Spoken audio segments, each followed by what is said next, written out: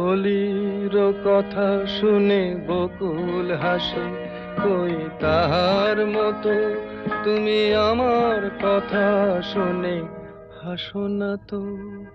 ধরার ধুলিতে যে ফাগুন আসে, কই তাহার মতো তুমি আমার কাছে কভু আসো না তো।